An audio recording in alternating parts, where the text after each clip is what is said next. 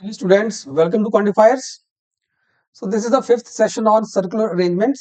ठीक है, इसको स्टार्ट करते हैं. अभी यहाँ इन्फॉर्मेशन है.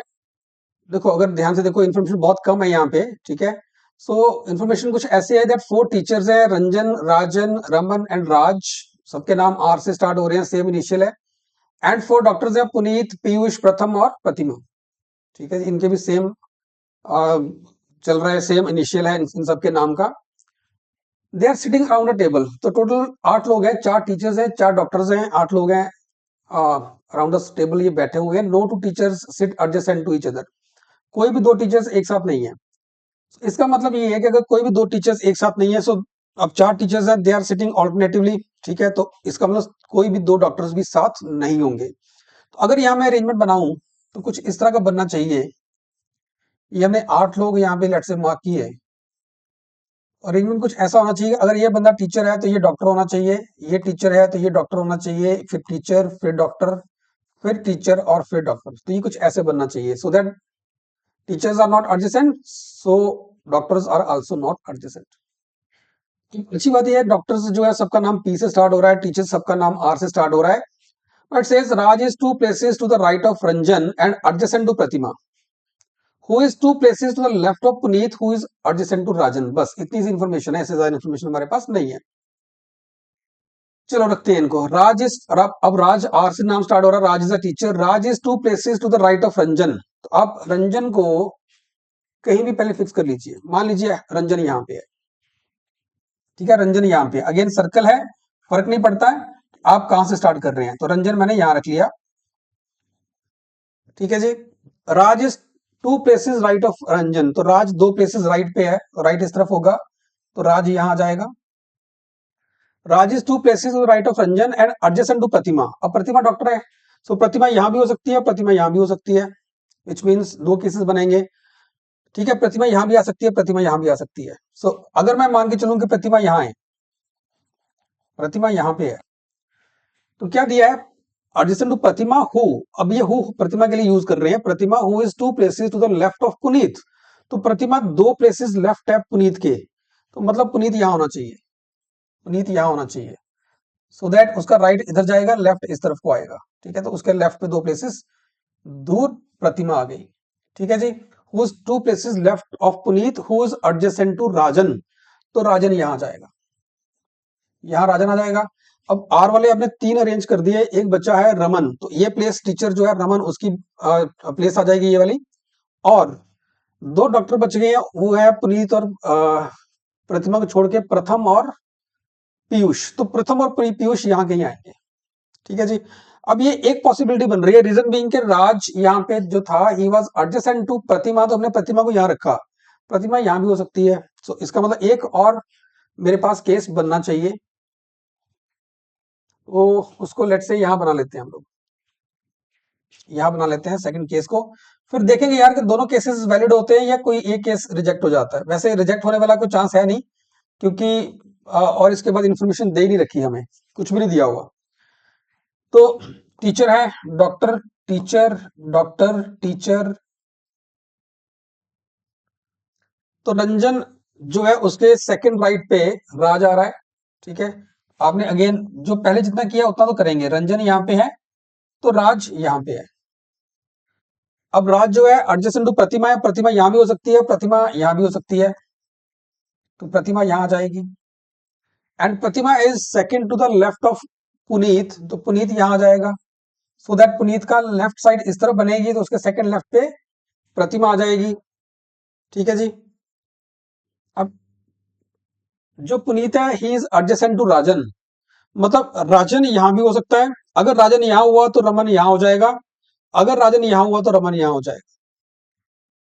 तो अगर आप एक अरेंजमेंट और बनाना चाहते हो तो आपकी मर्जी है, नहीं तो ऐसे भी आप छोड़ सकते हो. चलो क्लैरिटी के लिए काम करते हैं, एक अरेंजमेंट और बना लेते हैं. ठीक है, सेम यही अरेंजमेंट बनाते हैं. जो ऑलरेडी बना हुआ ये तो बनेगा ही बनेगा. अब इससे सिर्फ क्लैरिटी आएगी और कुछ नहीं है. अदरवाइज आप नहीं भी बनाते तो भी चल जाता. तो रंजन, राज, फिर यहाँ प्रतिमा,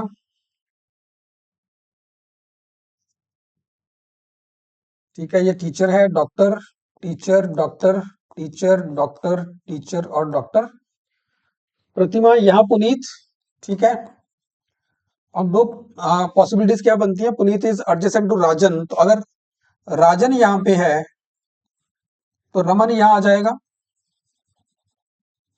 और अगर राजन यहाँ पे है तो रमन यहाँ आ जाएगा। ठीक है जी, ये पॉसिबिलिटीज मेरे पास बन रही हैं, इसके बेसिस पे हमें आंसर्स करने हैं। और कुछ दिया नहीं हुआ, सिर्फ इतना दिया हुआ है, तो जो मेरे पास, जो मुझे दिया गया था उससे ये तीन पॉसिबिलिटीज बन रही है मेरे पास। तो पहला क्वेश्चन क्या रहा है, if Raman is not opposite Ranjan, Raman is not opposite Ranjan, तो पहला केस है, पहले केस में रंजन के ऑपोजिट राजन आ रहा है, ये केस चल सकता है। सेकंड चल सकता है, थर्ड नहीं चलेगा, थर्ड में रमन और रंजन ऑपोजिट है, ठीक है, तो पहला और दूसरा केस चलेगा। So if Raman is not opposite to Ranjan who is seated to the two places to the left of Ranjan, तो रंजन के टू प्लेसेस लेफ्ट पे कौन है, अब देखो रंजन यहाँ पे है, इसके टू प्लेसेस लेफ्ट, एक प्लेस दो प्लेस, रमन आएगा पहले केस में, रंजन यहाँ पे वन टू प्लेसेस लेफ्ट पे रमन आएगा, तो इन बोथ केसेस अगर रमन रंजन के ऑपोजिट नहीं है तो Raman will be two places left of Ranjan, तो यहाँ आंसर क्या आ गया, रमन आ जाएगा आंसर हमारे पास। Second, if Pratima is adjacent to Raman, Pratima is adjacent to Raman, यहां नहीं हो रही, Pratima is adjacent to Raman, ये वाला केस बन रहा है जहां प्रतिमा रमन के साथ है, यहाँ प्रतिमा राजन के एडजेसेंट है, ठीक है, यहाँ रमन के एडजेसेंट है। So, if Pratima is adjacent to Raman who is seated opposite राज, तो हमें ये देखना है कि इस केस में राज के ऑपोजिट कौन है, राज के ऑपोजिट राजन बैठा हुआ है, सो ऑप्शन सी आपका आंसर हो जाएगा। And the last one, if Pratham is not opposite to Puneet, Pratham is not opposite to Puneet, अब प्रथम तो हमें कहीं भी नहीं पता कहां पे है, तो अगर प्रथम ऑपोजिट नहीं है पुनीत के, तो मतलब अब मुझे इतना पता है प्रथम और पीयूष यही दो लोग रह गए, अगर प्रथम पुनीत के ऑपोजिट नहीं है तो प्रथम यहां होना चाहिए, ये प्लेस अभी लास्ट क्वेश्चन के लिए कर रहा हूं, प्रथम यहां होना चाहिए, इस केस में पुनीत के ऑपोजिट नहीं है तो प्रथम यहां होना चाहिए, और इस लास्ट वाले केस में पुनीत के ऑपोजिट नहीं है तो प्रथम यहां होना चाहिए। ठीक है जी, Pratham is not opposite Puneet, who is seated opposite Pratima, तो प्रतिमा के ऑपोजिट कौन है, इस केस में देखिए प्रतिमा के ऑपोजिट प्रथम आ रहा है, इस केस में भी प्रतिमा के ऑपोजिट प्रथम आ रहा है, इस केस में भी प्रतिमा के ऑपोजिट प्रथम आ रहा है, तो इन एनी केस प्रतिमा के ऑपोजिट यहां पे प्रथम बैठेगा, option B is the right answer. ठीक है जी, आई होप सबको समझ आया सेट वाला, राइट। बहुत कम इंफॉर्मेशन है, जब इंफॉर्मेशन बहुत कम है तो ऑब्वियस बात है केसेस ज्यादा बन सकते हैं, तो वही कुछ यहाँ पे हो रहा है। चलिए नेक्स्ट देखते हैं। 6 persons, Amit, Amitabh, Arnold, Akash, Abhinav and Atul, each of different profession among doctor, lawyer, teacher, manager, business analyst and accountant are seated around a table in 6 equi-spaced chairs. अभी यहाँ पे मेरे पास 6 लोग हैं, तो लोग और उनके प्रोफेशंस हमें अरेंज करने हैं। Atul is opposite to the lawyer, Arnold is right of doctor and is opposite the person who is business analyst, Akash is opposite the accountant and so on. चलिए अरेंजमेंट बनाते हैं, ऐसे समझ नहीं आएगा, ठीक है, अरेंजमेंट बना के देखते हैं क्या बनता है।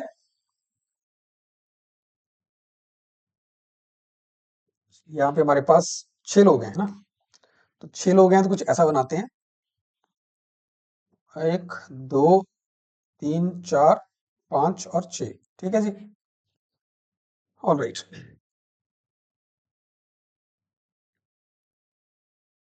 So Atul is opposite to the lawyer, Arnold is right to the doctor and opposite the person who is business analyst. All right. Abhinav is between manager and accountant and is not business analyst. देखो अब start करने को आप ऐसे भी कर सकते हो कि Atul is opposite to the lawyer, तो कहीं पे अतुल और लॉयर को बिठा दीजिए, ठीक है, स्टार्ट तो वहां से भी हो जाएगा। लेकिन अगर आप सेकंड पॉइंट देखो ना, Arnold is to the right of doctor and opposite to the person who is business analyst, तो अगर मैं इसको यूज करूंगा तो आर्नोल्ड, डॉक्टर और बिजनेस एनालिस्ट तीनों की पोजीशन जो है फिक्स हो जाएगी, राइट। तो बेटर है कि Atul opposite to the lawyer करने से अच्छा है आर्नोल्ड वाले पॉइंट से अगर चलाएं तो 3 लोगों की जो पोजीशन है वो हम फिक्स कर पाएंगे, right. Atul is opposite the lawyer, ये हम स्टार्ट कर सकते हैं बट इसको छोड़ देते हैं अभी के लिए, इसको बाद में देखते हैं। Arnold is right of doctor, तो मान लीजिए ये पर्सन डॉक्टर है, ठीक है, डॉक्टर है ये बंदा, इसके राइट में आर्नोल्ड है, आर्नोल्ड यहाँ आ गया, एंड आर्नोल्ड जो है ही is opposite to the business analyst, तो ये बिजनेस एनालिस्ट यहाँ आ गया, ठीक है जी। तो ये मैंने यूज कर लिया इतना point. Prakash is opposite the accountant, alright. Abhinav is between manager and accountant and is not business analyst, इसको अरेंज करने की कोशिश करते हैं, इसके केसेस बना के देखते हैं क्या बनता है। Abhinav is between the manager and accountant and is not business analyst, तो ये अभिनव की बात हो रही है, Abhinav is not business analyst, और वो मैनेजर और अकाउंटेंट के बीच में है। अब मुझे मैंने यहाँ दो प्रोफेशन लगा दिए हुए हैं, ठीक है, तो मैं अभिनव की पोजीशन यहाँ पे लिख सकता हूँ, पॉसिबिलिटी है कि अभिनव की पोजीशन यहाँ पे मार्क कर सकते हैं, क्योंकि अभिनव के आसपास दोनों तरफ जो आने चाहिए लोग, he is in between accountant and the business analyst, उसके एक तरफ अकाउंटेंट होगा, एक तरफ बिजनेस एनालिस्ट होगा। अब क्योंकि दो डॉक्टर और सॉरी उसके एक तरफ अकाउंटेंट होगा और एक तरफ मैनेजर होगा, ठीक है, और खुद वो बिजनेस एनालिस्ट है नहीं है, तो क्योंकि डॉक्टर और बिजनेस एनालिस्ट अरेंज कर दिए, अभिनव को अरेंज करना थोड़ा आसान रहेगा। Abhinav is between manager and accountant, इसका मतलब ये है कि अभिनव यहां नहीं हो सकता, यहां अभिनव नहीं हो सकता, क्योंकि इस केस में एक तरफ उसके बिजनेस एनालिस्ट होगा, so this is not the position of Abhinav. Abhinav यहां हो सकता है, this might be the position of Abhinav, एक तरफ उसके अकाउंटेंट आ जाएगा, एक तरफ उसके मैनेजर आ जाएगा, देखना पड़ेगा कौन अकाउंटेंट है कौन मैनेजर है। मतलब अगर ये पर्सन अकाउंटेंट है तो ये मैनेजर हो जाएगा, ये अकाउंटेंट है तो ये मैनेजर हो जाएगा, देखना पड़ेगा अभी उसको, ठीक है। इसका मतलब एक या दो केसेस और भी बन सकते होंगे, मान लो यहाँ फिर से बनाते हैं इसको हम,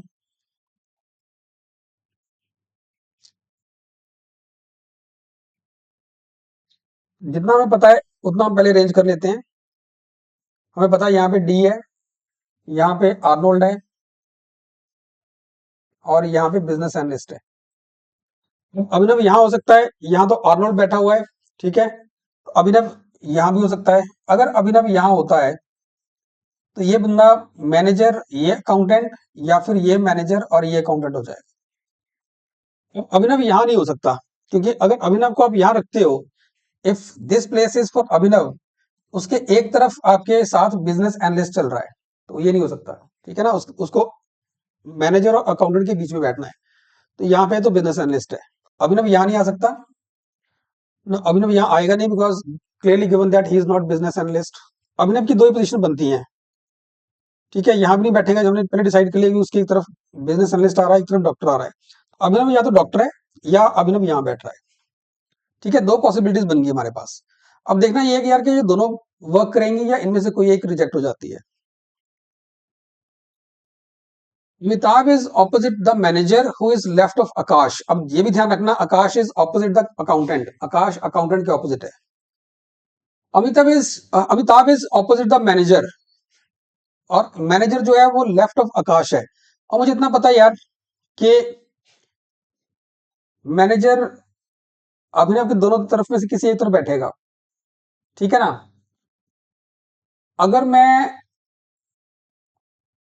यहां पे लेके चलूं, अब यहाँ उसने ये बोला है कि Amitabh is opposite to the manager, इसको एक बार भूल जाओ, बट इतना देखो manager is left of Akash, manager Akash के लेफ्ट पे है, इसका मतलब मैनेजर यहां नहीं हो सकता, क्योंकि अगर ये पर्सन मैनेजर हुआ, अगर ये पर्सन मैनेजर हुआ, तो ये पर्सन पर्सन जो है अभिनव के लेफ्ट में आएगा, अभिनव यहां बैठा है उसके लेफ्ट में आएगा ये, this person can not B manager, ठीक है, तो ये मैनेजर नहीं होगा, ये बंदा अकाउंटेंट होना चाहिए, मतलब आर्नोल्ड जो है वो मैनेजर होना चाहिए इस केस में,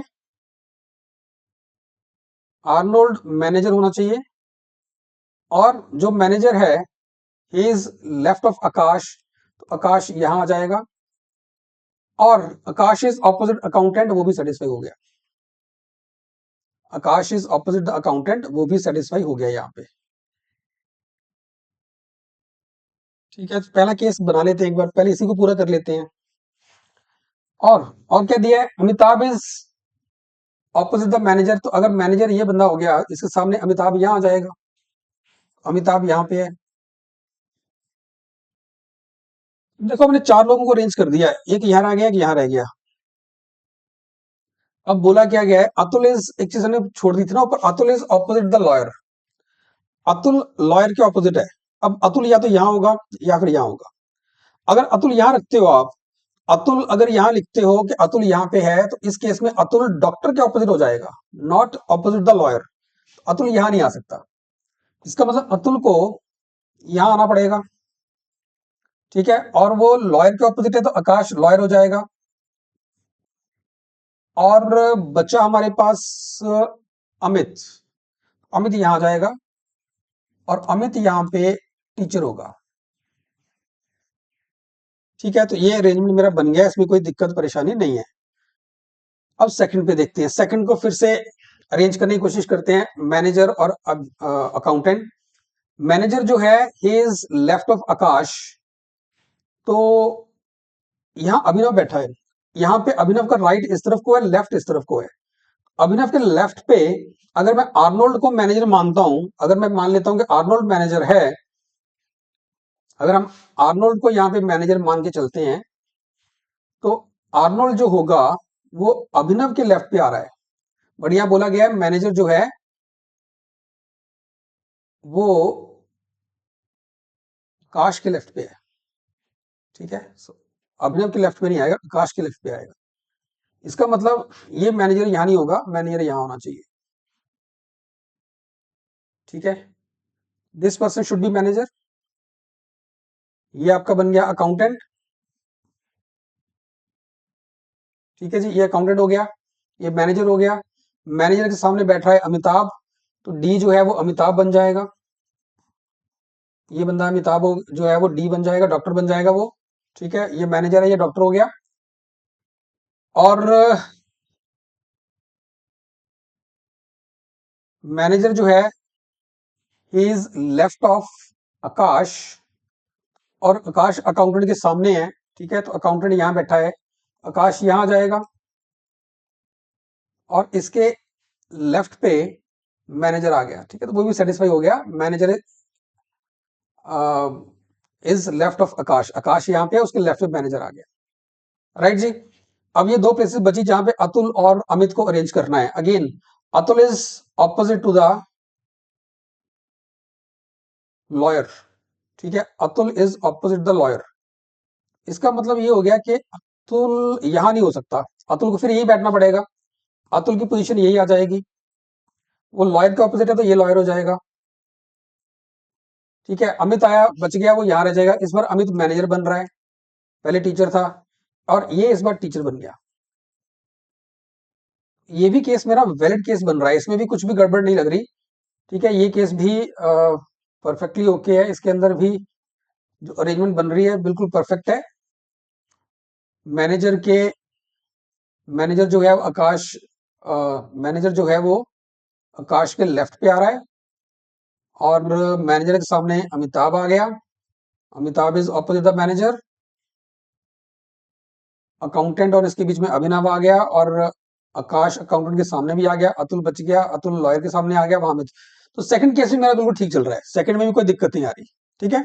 तो अगेन यहाँ पे भी मेरे पास दो ही केस बनेंगे, दोनों ही केसेस यहाँ पे वैलिड रहेंगे, यहाँ पे दोनों केसेस हम लेके चलेंगे। लेट्स सी क्वेश्चन किस केस के ऊपर कौन सा क्वेश्चन बेस्ड है। तो पहला क्वेश्चन कह रहा है who is between the lawyer and business analyst. Lawyer और बिजनेस एनालिस्ट के बीच में कौन है। पहला केस देखिए, लॉयर और बिजनेस एनालिस्ट के बीच में अमित है जो टीचर है, यहाँ पे लॉयर और बिजनेस एनालिस्ट के बीच में अमित है जो मैनेजर है। तो यहाँ प्रोफेशन नहीं दिया हुआ, नाम दिया हुआ है, तो दोनों ही केसेस में अमित जो है वो लॉयर और बिजनेस एनालिस्ट के बीच में है। Second case, second question, if Atul is not teacher. अब अतुल सेकंड केस में टीचर बन रहा है, तो मतलब ये केस नहीं देखना, मुझे पहला देखना है। If Atul is not teacher who is doctor. इस केस में डॉक्टर जो है अभिनव है, ऑप्शन ए बन गया।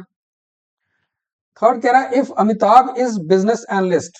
अब अमिताभ बिजनेस एनालिस्ट मेरा पहले केस में बन रहा है, ठीक है। पहले केस में अमिताभ बिजनेस एनालिस्ट है, दूसरे में डॉक्टर है। If Amitabh is business analyst who is opposite Amitabh. इस केस में अमिताभ के ऑपोजिट कौन है, उसके ऑपोजिट बन रहा है आर्नोल्ड। ऑप्शन सी आपका आंसर बन जाएगा, ठीक है। तो ये जो सेट था इसके अंदर भी हमारे पास दो केस बन रहे हैं, दोनों केसेस डिस्कस करेंगे तभी क्वेश्चंस को आंसर कर पाएंगे, कोई भी केस यहाँ पे रिजेक्ट नहीं हो पा रहा है। आई होप सबको समझ आया होगा। Let us now move to the next set, the third one. Alright, इसमें 4 क्वेश्चंस हैं.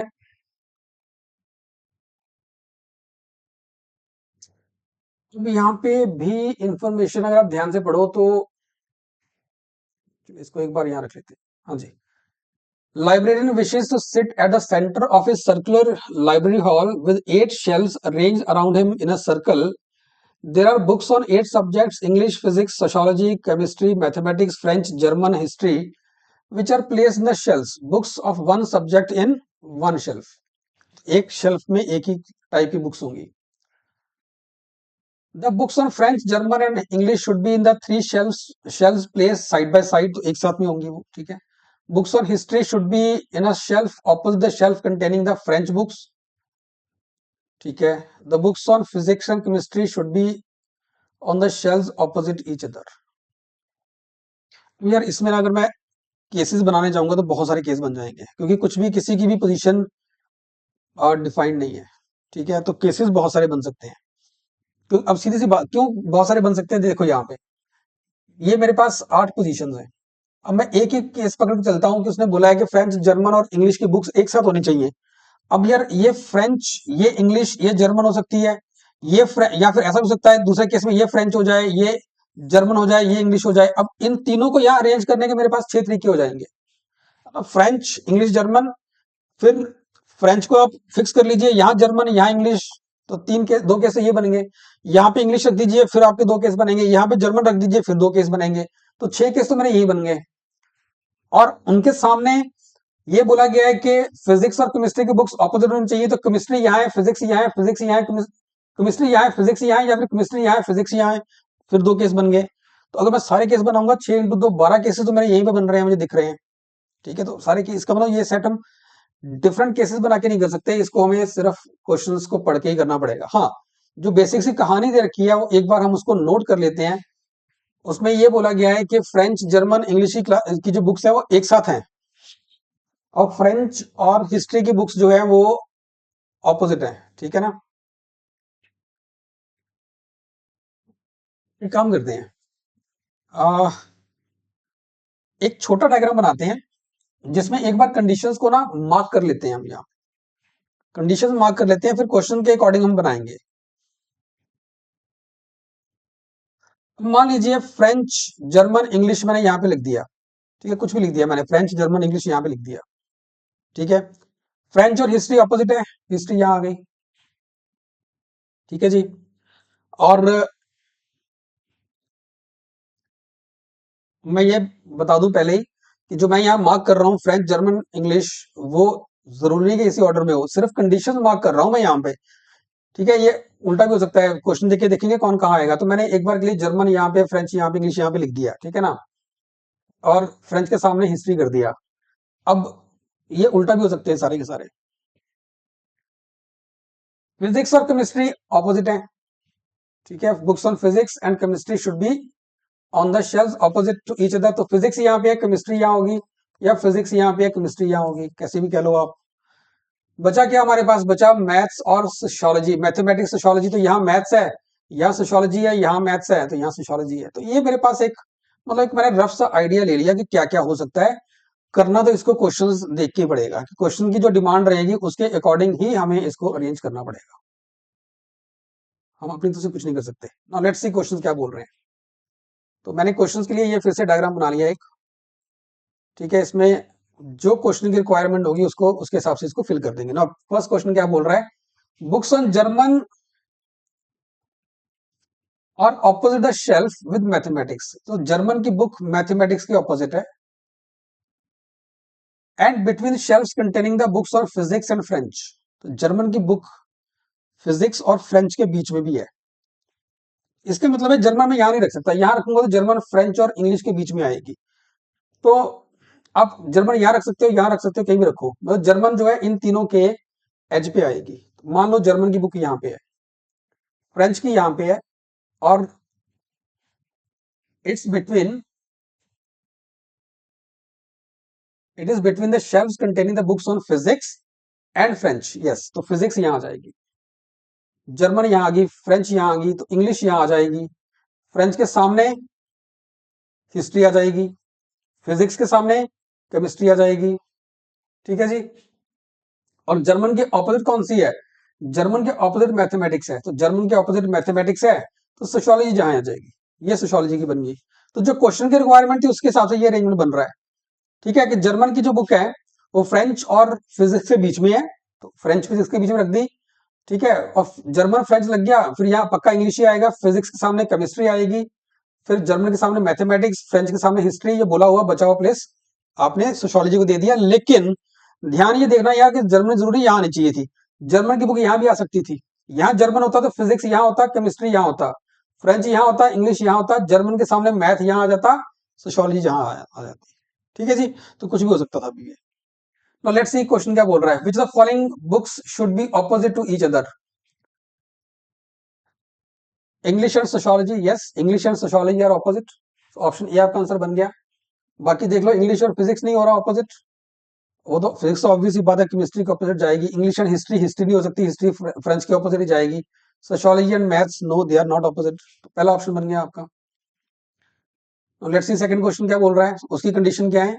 If the books on sociology are between the shelves with physics and history books, यहां पे भी वही बन रहा है, सोशियोलॉजी फिजिक्स और हिस्ट्री के बीच में है, ठीक है। Then the books on mathematics would be between the shelves containing. Alright.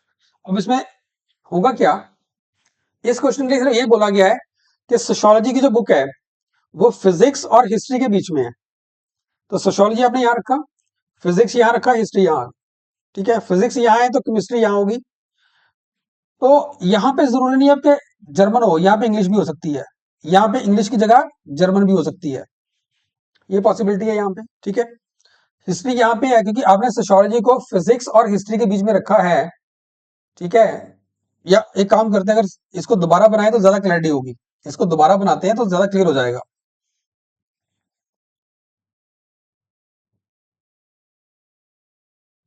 Physics मैंने यहां मान लिया, सोशियोलॉजी यहां मान लिया, ठीक है। अब वो कह रहा है books on sociology are between physics and history, तो हिस्ट्री यहां होगी। अब हिस्ट्री और फ्रेंच ऑपोजिट है तो फ्रेंच यहां आ जाएगी, फिजिक्स के ऑपोजिट केमिस्ट्री यहां आ जाएगी। अब यहाँ पे इंग्लिश है तो यहाँ जर्मन आएगी, यहाँ पे इंग्लिश है तो यहाँ पे जर्मन आएगी, कुछ भी हो सकता है, ठीक है। और बचा क्या, मैथमेटिक्स, वो यहां आ जाएगा। अब क्वेश्चन क्या बोल रहा है, books on mathematics would be between the shelves containing the books on, और मैथ की बुक जो है वो केमिस्ट्री और हिस्ट्री के बीच में आ रही है, chemistry and history, option B आपका आंसर हो जाएगा। चलिए अब इसको फिर से हटा देते हैं, फिर से अगले क्वेश्चन के लिए एक बार फिर से बनाते हैं diagram.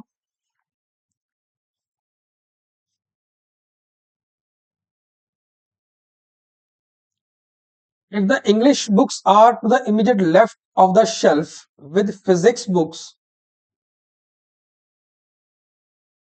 English books are to the immediate left of the shelf with physics books, immediate left of,